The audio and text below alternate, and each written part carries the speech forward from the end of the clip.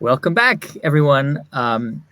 If you listen regularly to how I built this, right, there's always going to come a point in the story where after months or years of sweat and worry and incredibly hard work, a founder is finally ready to put their idea or product out into the world, which is great, right? But now comes a whole new challenge, which is how do you do it? How do you let the world know that it's there, especially in a crowded and noisy marketplace? How do you get people to pay attention to your new app or sneaker or corn chip or service that you're offering, right?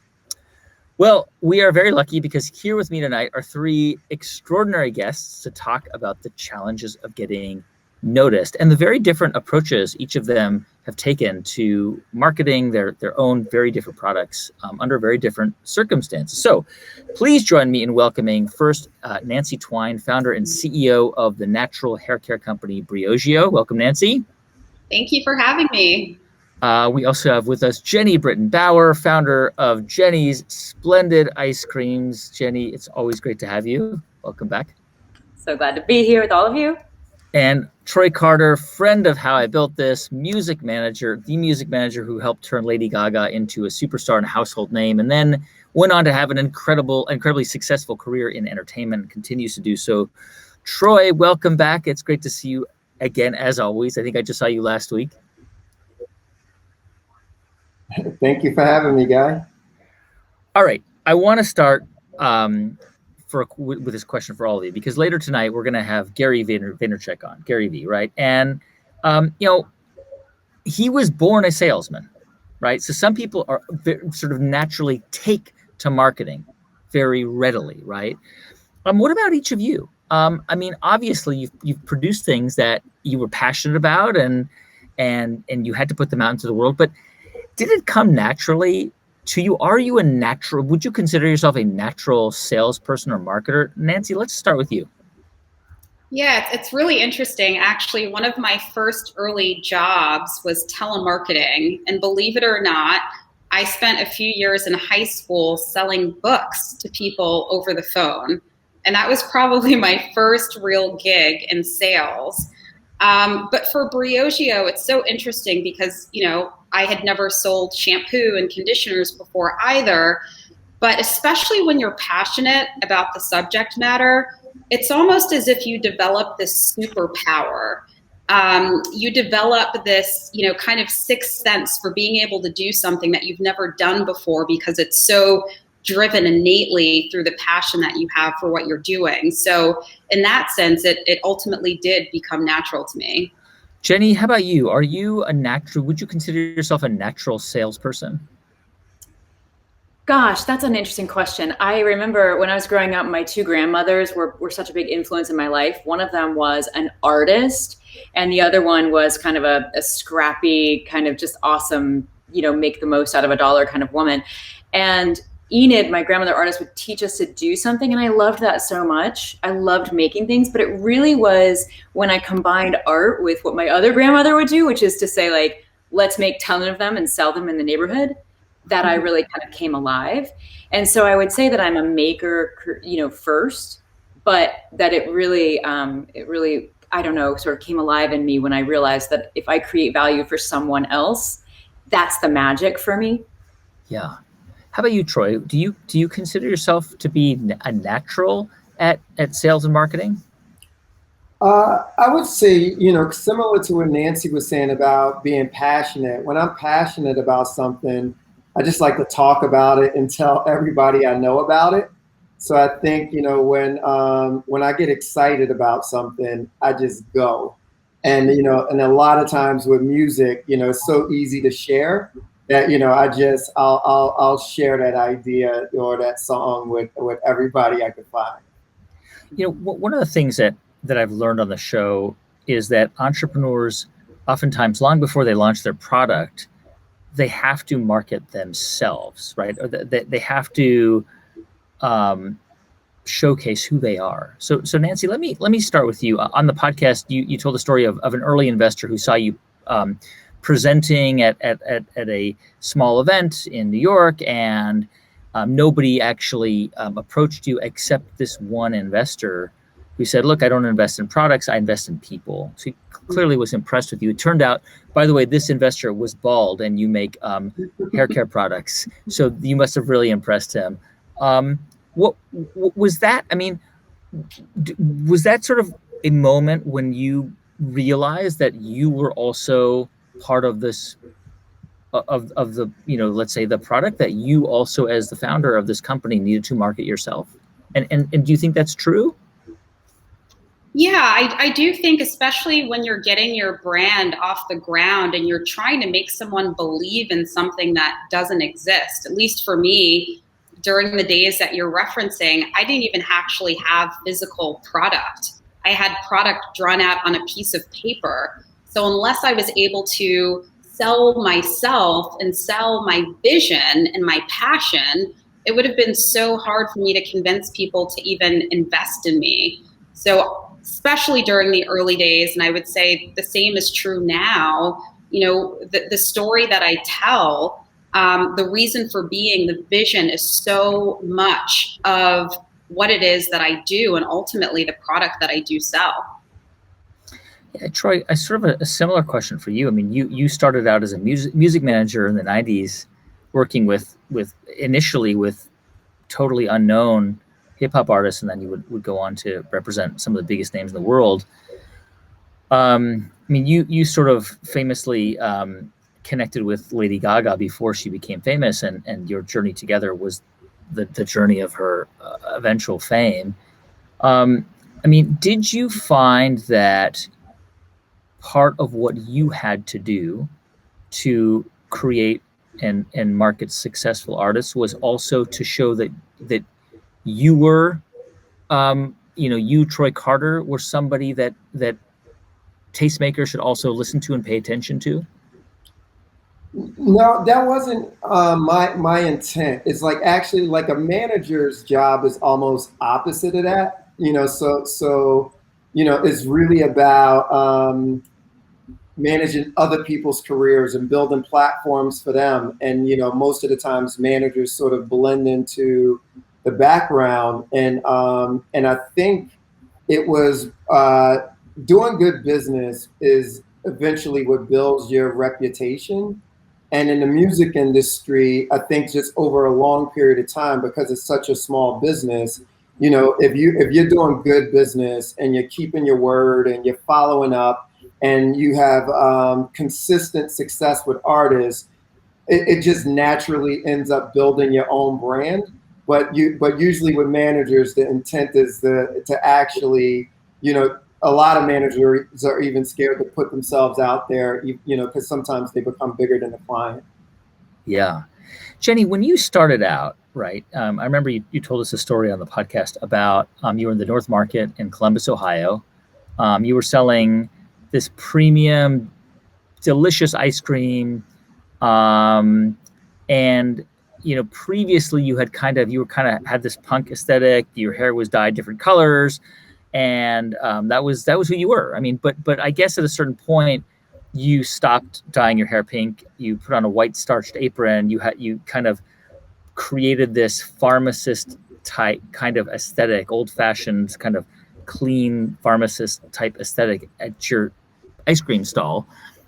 Do you feel like you had to do that? Did you had to present you as part of the product in order for it to succeed? I do at that time. I'm very young. My first business, I was very young, very much out of just, I had walked out of art school to start a business, out of art class, and I just didn't know what I was doing. So for me, the reset was, I'm going to take all of the emphasis off of me and my, vintage clothes and pink hair and whatever, and put it on the ice cream and our customers. And I'll sort of be in the background. All total, I spent 10 years in the market, and it's an indoor public market with, farmers and produce and fish and everything else you can imagine in the market. But it's that time that I honed my message. It's that time that I was making ice creams, serving it over the counter, listening to feedback and getting it in real time.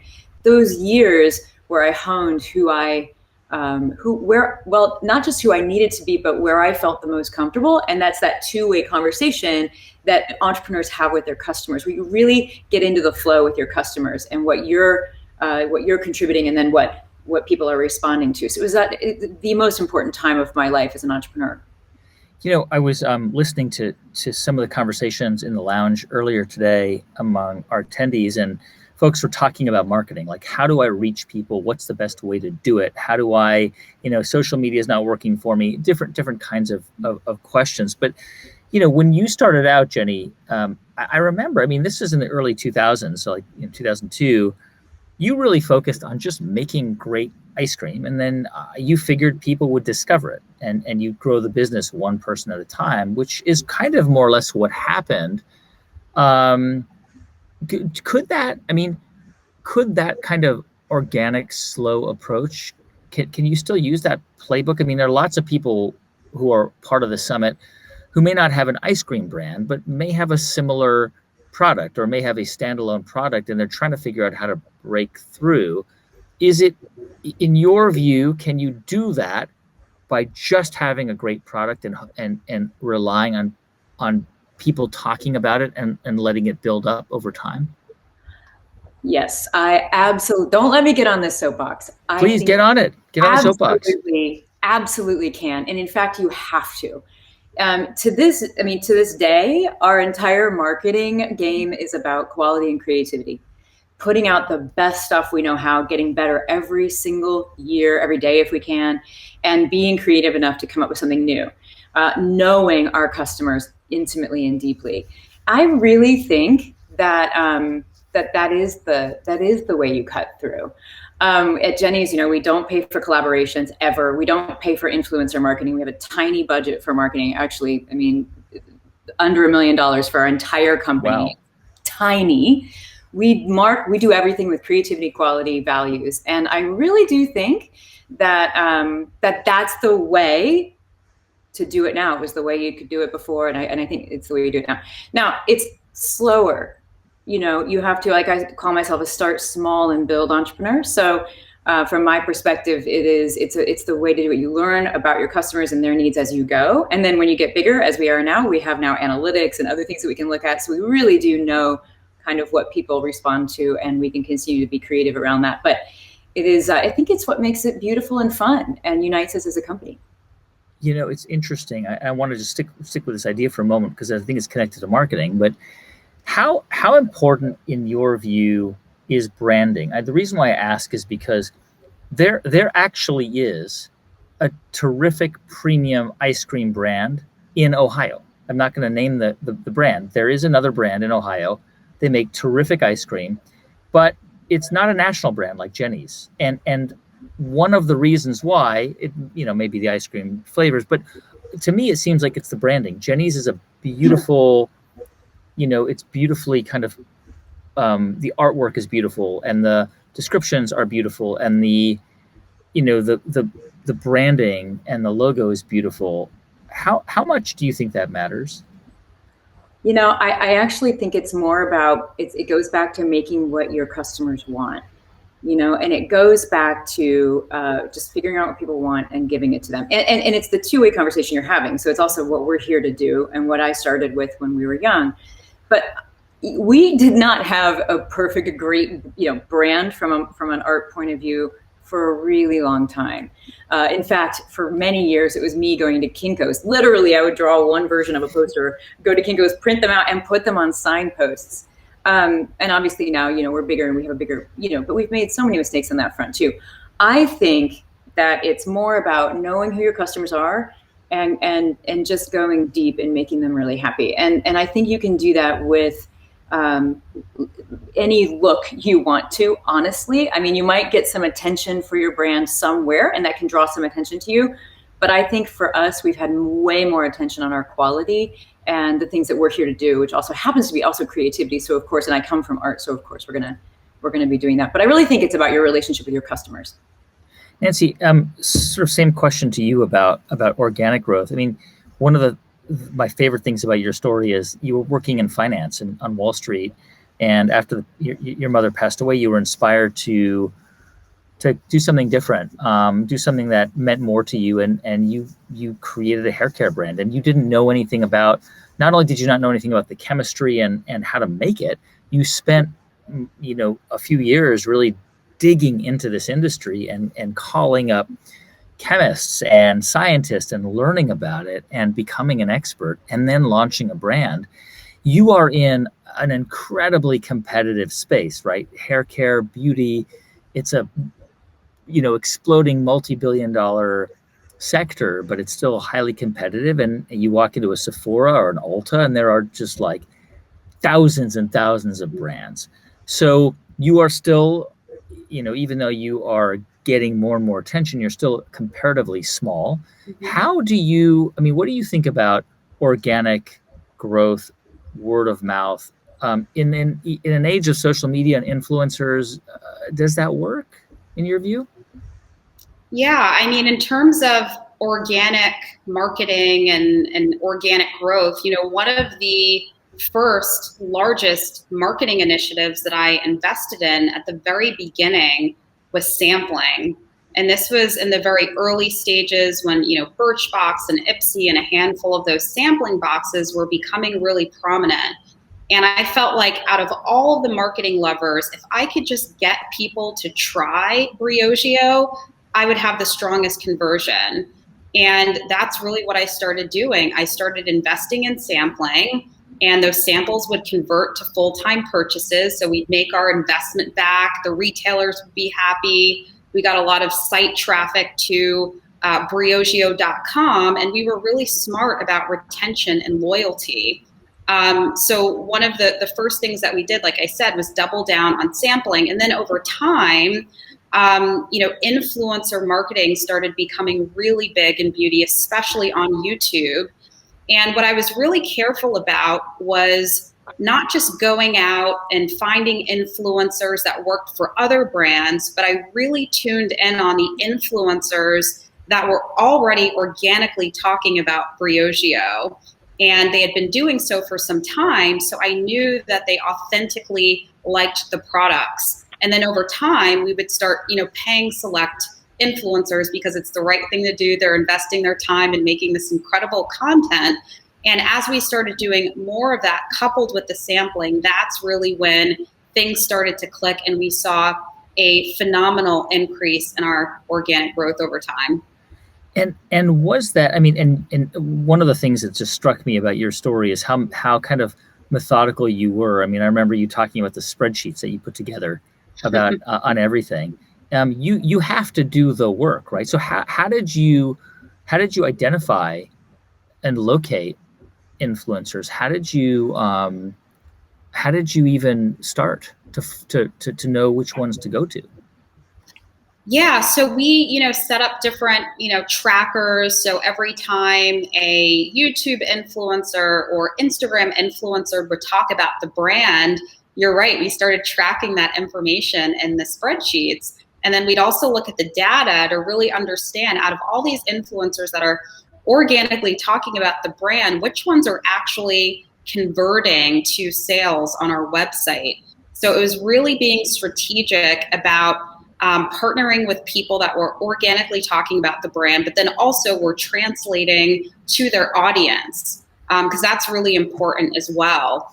And over time, we started working with select influencers, and we would continue to test and learn over time. But everything that we do from an influencer marketing perspective, we want to make sure that it's authentic. We want to always make sure that the influencers that we're working with really represent the diversity of our customer base, because that's something that has been so important to me from day one with creating Briogeo, is that Briogeo is hair care for all. We are for every ethnicity, hair texture type. And in order for that brand element to really come across, it was so important that we were being very thoughtful about the breadth of creators that we were working with from a diversity standpoint as well. Troy, I'm curious. You have had to help brand and launch artists, which is a completely different kind of product. But I wonder, I know you're off camera, but you might be able to hear me. So if you can't, I'll come back to you, Troy. But I wonder, I mean, I look at artists like Olivia Rodrigo, who now, is a huge emerging pop star, or Troye Sivan, some of these pop stars, and they seem to come out of nowhere, but I know that's a bit of an oversimplification. How do you get an artist to break out? Can you be strategic about it, or is it more complicated than that, and or more reliant on luck, for example? I think we lost Troy. Okay, we'll come back to Troy in a moment. I'm curious. Nancy, you mentioned how you got into this subscription sample box, which was a really smart way to get your product out early on. And I think that you poured like all of your money into this idea, right? Like all the savings you had, and it was kind of a Hail Mary pass, but it did seem to pay off, right? I mean, people found out about your products, and then there were conversions from that box to Sephora that you could measure, right? Yeah, that's right. And I mean, you have to have conviction in your product to pour money into sampling, especially when your product really hasn't been validated in such a major way. But I had that conviction, and I think I mentioned to you during our podcast, Raz, before I even launched Briogeo, I had done a focus group with over 100 different participants to help me validate that, people really love the product. So I was really confident going into it.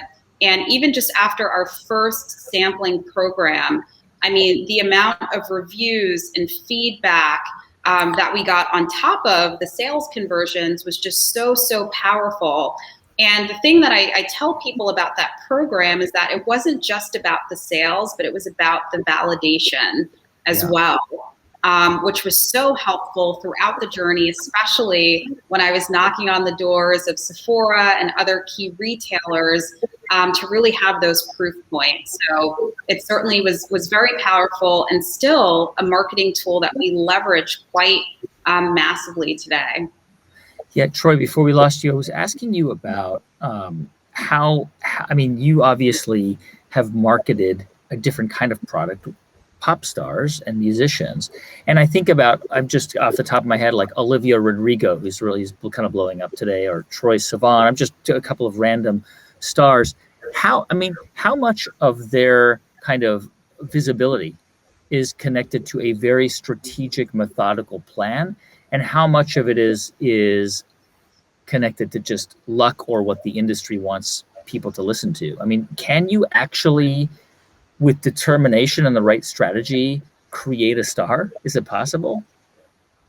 Going back to something that Jeni was saying, well, she didn't say, so I'll brag for her.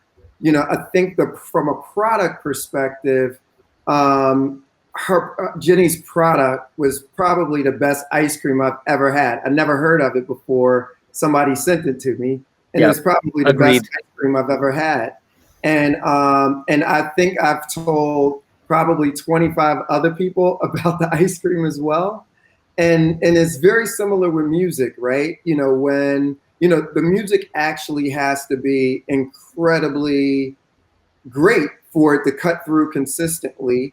And no matter how good you are at marketing, is really hard to market something that's terrible and make it stick. So I think the goods have to be there, but I do think being persistent and strategic, and what we try to do is just how can we provide as many touch points as possible?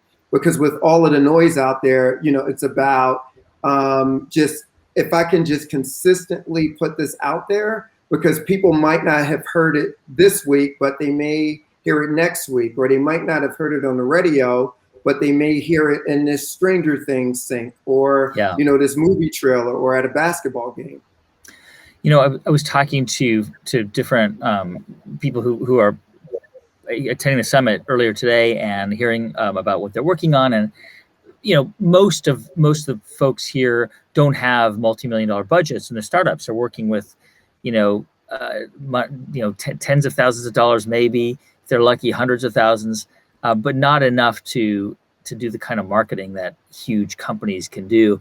We've done episodes on the show about founders who did guerrilla campaigns, like I think the Soul Cycle co-founders, they bought a rickshaw off Craigslist, a cheap rickshaw, and they painted it yellow and gray and the colors of Soul Cycle, and parked it in front of a Soul Cycle just to attract attention.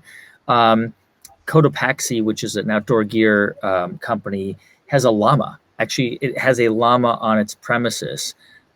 Pat Brown, who founded Impossible Burgers, he worked with a small number of really high-end chefs before he launched Impossible Burger at Burger King, and he was really just to kind of create buzz. MailChimp is another company that is an upcoming episode of How I Built This. With MailChimp, they focused on the monkey, and everyone seems to know MailChimp because of the monkey and the podcast Serial. If you are just starting out, right, and you don't have a lot of budget, should you focus more on things like guerrilla marketing and attempts to attract attention that way, or should you actually, even if it's hard, put money into a real PR agency? Where do you stand on that, Jeni?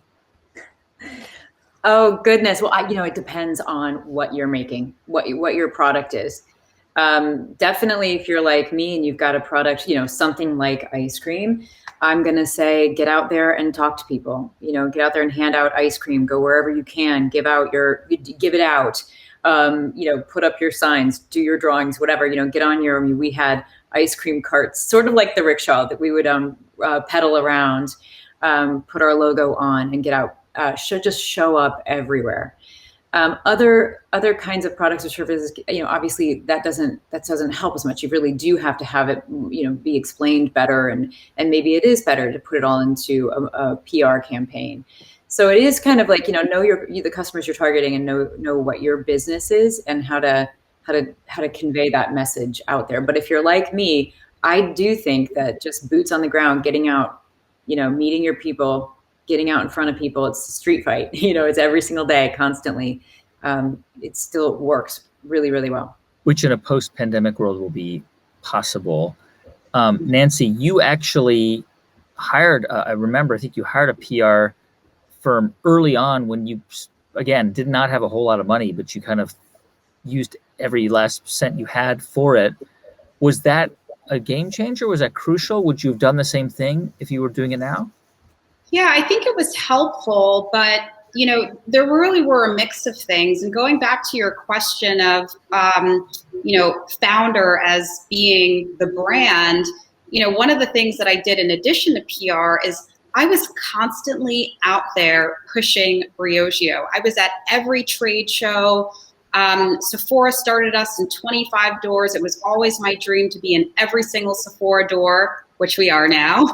But during those early days, I was just hustling. I was going to every single Sephora store, and that was exciting, right? Like, how many brand founders are showing up to a Sephora store with goodie bags, doing master classes, hanging out backstage with the cast, taking photos, doing education deep dives? Like, that was one of the biggest things that I could really bring, was myself, and ultimately this exclusive experience, right? So giving as much of myself as I could, coupled with using my resources smartly with PR. That was another thing. I did something that a lot of people don't do with PR, but I gave myself. I went to desk sides with every editor. It was not just about sending a PR package, but I was up and down the elevators of the Condé Nast building and the Hearst building, because that in-person, face-to-face, not everyone was doing that. So it really created a memorable moment and allowed me to authentically tell my story the way that I wanted to tell it, while also building relationships. What about telling the story about the products, right? So, for example, Jeni, I know, I think it's your salty caramel. On the website, it says it was crafted using a rather dangerous method of caramelizing sugar in a kettle over a fire, which is a great line. You're like, what? dangerous? They made what happened? I mean, it's very intriguing, and so that's why I ordered the salty caramel ones. Um, how do you give us an example of how you do that? How you think about crafting a story around a product? Because you've got lots of SKUs. So how do you very consciously kind of sit down and try to work through the story you want to tell about this ice cream or that ice cream? It all for me goes back to the North Market, to my origins and those years that I spent boots on the ground selling ice cream over the counter. Those are the exact things that I would say to people when they walked up to order ice cream. And I got used to saying those. And so when the pints came along, the website came along, I just wrote exactly what I would say to somebody if they were standing in front of me. And we know that pleasure is derived from what we believe about things. And so at our stores, on our website, on our pints, so that's our 3 different channels: pints in grocery, pints on our website, and then in our store, scoops and pints. We want to get you into that moment just a little bit. If you know something about whatever it is that we're doing, how we made it, what vanilla we chose, whatever that is, it gives you that moment to pause and look for it. And when you look for that flavor, suddenly you've like expanded time, you're in the moment, you might pay attention to whoever you're with more. And then what happens is that your memory is brighter about that moment and you experience it deeper. It's important to us. Yeah, I mean, I totally understand that creating the connection between a product and how somebody experiences it. There's a psychologist at Yale named Paul Bloom who's brilliant, and he inspired a whole kind of generation of restaurants that would put like the farm, the name of the farm where the chicken was raised, and the feed that they were. There's a Portlandia sketch about this, right? But now when you go to a restaurant and it's like row 5 potatoes and whatever it might be, and there is evidence to show that it does affect how you experience something. But I wonder, and Troy, this is questions for you. I mean, from a marketing perspective, how much do stories matter? I mean, Jeni mentioned salty caramel. It's great. But it's delicious. And I think that's why people buy it. Do you think story, whether it's ice cream or Lady Gaga or any other the services that you offer, does it matter? Is story crucial? Yeah, because context matters, and because it's a lot more sticky, and I think when it's a lot of similarities between what brands do and what artists do, and what artists do really well is people buy into into their journeys. And so when, it's that whole story of the underdog. So when you can see somebody sort of start from the beginning and, they're sort of sharing their life through social media or music videos or different content, it pulls a fan in outside of just hearing a song in a passive way. So if you're just listening to a song in the background in Spotify, there's no connection there to that artist. But if you're listening to their story, is more of a connection there. So that's the difference between, that story being on back of a label or, Nancy actually being physically in the store, being able to tell the story of the founder and why she made those products. And then every other product that just sits on the shelf with, ingredients, so I think, it's more of that personal, emotional attachment to it. Yeah. I mean, Nancy, if somebody were to say to you, yeah, I get it that you're telling stories about this shampoo or that, hair product, but I don't really know how to tell a story. I don't know where to start. What would you say? What would your advice be? How would you help somebody think about crafting a story about their product or their brand? Yeah, I mean, oftentimes that story is the jumping off point for the innovation. It's why you decide to do something. And I think stories obviously always need to be authentic. They need to be from a place of truth and a place of passion. But I think the best stories come from just the originality of the storyteller to really craft it in a way that feels so authentic to the other person. So, I mean, maybe it's a weird response, but I don't even think it's the right thing to think about, okay, how should I craft my story so that the consumer will like it? Just tell your story with passion and truth and be raw, be vulnerable, share some of those stories that may be embarrassing or scary or that you regret. And the more truth and vulnerability that you can bring to your story, the more powerful it's going to be and the more real it's going to be. Jeni, I'm interested in your take on creating products that kind of market themselves because of what they are. So, for example, you have done some really creative things. You put out a strawberry pretzel pie flavored ice cream in honor of Dolly Parton. And I think the day after President Joe Biden was inaugurated, he loves Jeni's ice cream, and you've met him, and he's visited you in Ohio. And his favorite ice cream is chocolate chip, and you put out a limited edition White House chocolate chip ice cream. You're like Supreme. You're like streetwear. You put out limited edition ice cream, and then that's it. It's gone. The Dolly Parton, it's gone. But it generated a lot of attention. Do you think, had you done this before you were, the famous Jeni Splendid ice cream, it would have still worked? Well, it did work. It just worked on a smaller scale. Our stage is a little bigger now after 20 years doing this, but it did work. That's exactly what it was. And in fact, when we did collaborations, back to some of the other questions, what would happen is that we would get the farmers also talking about it, or the other makers that we were working with also talking about it. So it would bring more attention on what we were doing. But that's just a smaller scale way of doing it. But yeah, no, I mean, it's super fun. And I do think that that's just part of the fun of doing what we do. It does bring that sort of momentary focus on our company, and then we get the chance to maybe help you understand our values and our values of creativity and quality and fellowship and all the other things that we do, and then we kind of go back to doing what we do, and then pop another one out in a couple more weeks. Yeah, I mean, I wonder about this idea of using a product as its own kind of organic marketing tool because it's so unusual or so different. I mean, it seems to me like it could potentially be really effective, but it could also go nowhere, right? I guess like any initiative, right? I mean, I'm just kind of throwing this out to any of you.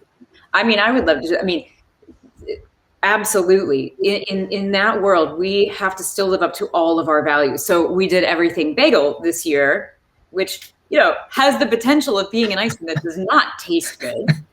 And it's just one of those wacky flavors. But we would never have put it out if it wasn't going to actually blow your mind, because it is so actually delicious. And so that you still have to live up to your values and things that people expect from you. And also that goes back to brand. That is what your brand is. So all of that is kind of the sprinkles on top. We get to work with Dolly Parton and make her ice cream dreams come true. But in the end, when you eat it, it has to be just like, you have to love it so much. And that's really what people connect with. Yeah, Jeni's absolutely right. And I'll chime in there as well, because one thing that I did a couple of years ago that was a little scary up until launch day is that I decided to launch a fruit juice and smoothie shampoo and conditioner. And they literally come in smoothie bottles, and they look like a fruit juice. And it was all about kind of leveraging the storytelling from my experience of making smoothies at home, researching the ingredients and discovering the hair health benefits that the ingredients had. And I came up with this idea, okay, I want to take all these smoothie ingredients and I want to infuse them into a shampoo and conditioner. And I was so pumped, so passionate. And the day before launch, I'm like, oh my gosh, are people going to just think this is a total joke? Like, it's April Fool's Day. Briogeo is launching shampoo and conditioner and smoothie bottles. And it was such a success. It was the highest selling shampoo and conditioner that Sephora had ever had during launch. And it was all because I took a risk. I did something kind of maybe out there, but it was all rooted in the truth and values of the brand. And because of that, it made sense, and it ended up being so transformative for the brand. So I agree with you, Jeni. And that's the fun part of what we get to do. We get to dream, we get to be creative, and just, realize our dreams, how out there they may be, because it's rooted in truth for us. And that's so, so powerful. I'm sure a lot of people watching have read books by Seth Godin, who's kind of, really one of the smartest creative people around advertising and marketing. And he has the purple cow theory that he's written about, which basically I'm kind of butchering it. But the idea is if you're driving through a field and you see a cow, you're not going to stop and take a picture of the cow. But if the cow is purple, you're going to jump out of your car and take a selfie of yourself with a cow and put it on Instagram right away because it's remarkable. And his point is that if you want to get attention for what you're putting out into the world, create something remarkable. And pretzel strawberry ice cream or everything bagel ice cream, it's remarkable. It's weird. It's unusual. People talk about it. Smoothie shampoo is weird, but might be just weird enough that it could be really great. And it worked. And I think about Troy, even I remember you talking about in the early days, it's hard to imagine today struggling to get attention for Lady Gaga because she became the biggest star in the world. But you guys struggled. You were in a van driving up and down, the 101 in California, going to small venues. One of the things that you did was you created these elaborate outfits. The two of you were sewing sequins on these outfits that she wore, and that made her into that purple cow, that extraordinary figure. Do you think that without that kind of, extraordinary, look around her, she would have been recognized just for her amazing voice? Or do you think that it would have been harder? I think it would have been harder. I think what great marketers do is very similar to what great pop stars who study the greats do. I think Billie Eilish is an incredible example of being able to, as soon as people think you're zigging, you zag.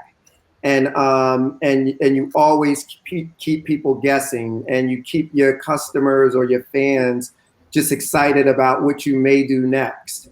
And Gaga and Billie in this generation, that like you could tell she studied the Princes, the Michael Jacksons, the Madonnas. One of the things we said with Gaga from the very beginning was, you want to create a silhouette that people would remember. And so, when you saw those shoulder pads at that time, she wore that same exact outfit for almost a year straight, just to burn that shape into the consumers' heads. And then it was this thing of, you want to have something that feels so original that people could dress up like you for Halloween, and they know who that person's dressed as. And so most pop stars sort of blend into the background, and you might recognize the voice, and then now a lot of the songs sound alike. But you want to really try to be the one that stands out, and it's very, very similar with consumer products as well. Richard Branson's a great example of being able to pull off like the craziest conversation-worthy stunts, but the product was up to the level. So when the marketing and the product actually matches, that's when you create magic. Right. The product has to be great. It can't just be about the showmanship. The showmanship has to match the quality of what you're promoting. Yeah. Yeah. I think Elon Musk is a great example of that, because I think rightfully so, he gets criticized for some of his, let's say, less kind or charitable public comments, but he produces excellent products, whether it's SpaceX or the solar or the cars. They are excellent. Yeah. Troy, I know that I read about a new product. I'm curious briefly if you can tell us about a new product that you are developing. I read about it. It's through your company Q&A, and it's basically, from what I understand, it's designed to kind of help the record industry when it comes to marketing music. Is that right? How does it work? Well, we're one of the only industries that just, you put out things without testing it and having any sort of feedback. So basically, it's a platform that, gets listeners onto the platform, and you find out early analytics on how the music's going to perform, and being able to get sentiment from fans very early on. So even pre-release. So if people are telling you it's not so good, then, why spend hundreds of thousands of dollars marketing it? So basically just to be able to give some pre-release data analytics. That's actually a really cool idea. And by the way, it's how we launched How I Built This, through small groups of listeners. And we have regular listener surveys. And it turns out that when listeners give you feedback, they actually deepens their connection to what you do. They actually feel like they're evangelists for your absolutely. Product. And I mean, Jeni, you guys probably do this all the time, right? I mean, you do get people and say, hey, try this, everything but the bagel, everything bagel ice cream before you release it, or do you just put it out into the world? No, we put it out into the world, but we think of that as just part of our process. So our customers are part of our company. Right. So we put it out into our shops mostly, and then just listen to feedback. We listen in stores. That will get to me. And also, of course, online. So we just listen. Have you ever put an ice cream out that people just say, oh, we hate this, it sucks, please don't bring this back? All the time. Or, really? What the way I would say it is mostly it's just forgettable. People just don't like it. It disappears. But every once in a while, we had like a campfire chocolate a couple of years ago, which I love. I never put anything out I don't love. And a lot of people love, but a lot of people really didn't like it. It probably won't be back. Nancy, how about you when it comes to kind of community building? Are you able to use products in a way to kind of deepen that core audience that really become the force multipliers for what you put out into the world? Yeah, I mean, in so many different ways. Even right now, I can't say too much, but we have a really exciting launch coming up this summer that is focused on a very specific curl texture type development, to helping us really through to when we launch in a few months. But what other greater way that's so powerful, and really every 1,000 Twitter followers, maybe 20,000 any day. Before we go, very brief, our thinking, well, I don't have I know it's hard. What is not a lot of money? Troy, you first. Yeah, I mean, some of the things you do master classes, how can you meet with press? If you're able, as you start to build your community of ambassadors, how can you leverage those passionate to just make something really great, make somebody feel really think that even one passionate customer leads to 2, leads to 4, leads to 8. Similar, where just not taking anything or garden, eventually you'll get there. I love it. We're at the Garden tonight, guys. Me and Troy, you've been to summits, and Nancy, we've been on club. Jeni, Britton, Bauer, Nancy, Twine, Troy, around the world, because there are people watching around the world. And he's a great guy. So we'll see you back here in a couple minutes.